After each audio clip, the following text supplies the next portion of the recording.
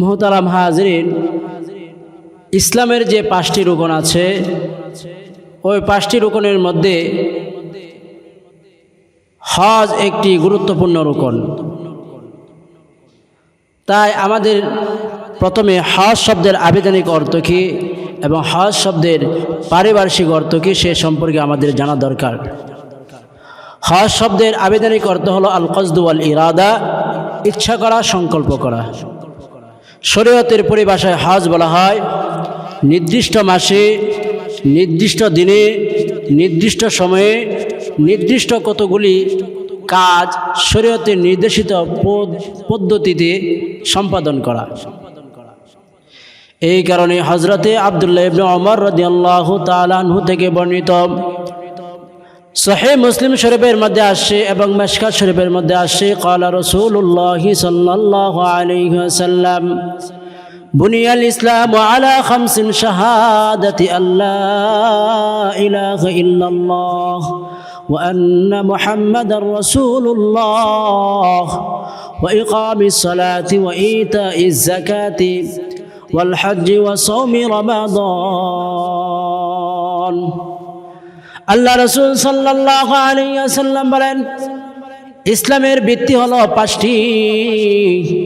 তন্মধ্যে থেকে প্রথম নম্বর হলো কালিমা, অর্থাৎ লা ইলাহা ইল্লাল্লাহ, আল্লাহ ছাড়া কোনো মাবুদ নাই, মুহাম্মাদুর রাসূলুল্লাহ, এবং আল্লাহ রাসূল সাল্লাল্লাহু আলাইহি ওয়াসাল্লাম হলো আল্লাহ তাআলার রাসূল। 2 নম্বর হলো ওয়া ইকামিস সালাত, নামাজ কায়েম করা। 3 নম্বর হলো ওয়া ইতাইজ যাকাত, যাকাত প্রদান করা। 4 নম্বর হলো ওয়াল হজ্জি, হজ আদায় করা। 5 নম্বর হলো ওয়া সাওমি রমাদান, রমজান মাসে রোজা রাখা। মুহতারাম হাজরিন, আমি আপনাদের সামনে যে হাদিস শরীফ পাঠ করেছি এই হাদিসের বিষয়বস্তুগুলোকে মূলত 2 ভাগে বিভক্ত করা হয়েছে।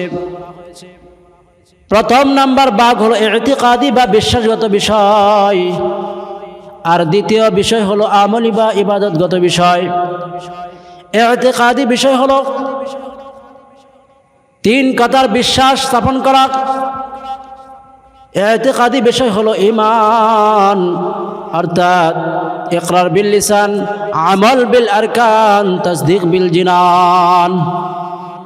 মুখে স্বীকার করা আল্লাহ ছাড়া কোনো মাবুদ নাই এবং অন্তরে বিশ্বাস করা এবং আমার কাজকর্মে প্রকাশ করা, এটাই হলো ইতিকাদিগত বিষয়। 2 নম্বর হলো আমলিগত বিষয়। এই আমলিগত বিষয়টাকে আবার 3 ভাগে বিভক্ত করা হয়েছে। প্রথম হলো শারীরিক ইবাদত, যেমন রোজা ও নামাজ। দ্বিতীয় নম্বর হলো আর্থিক ইবাদত, যেমন যাকাত।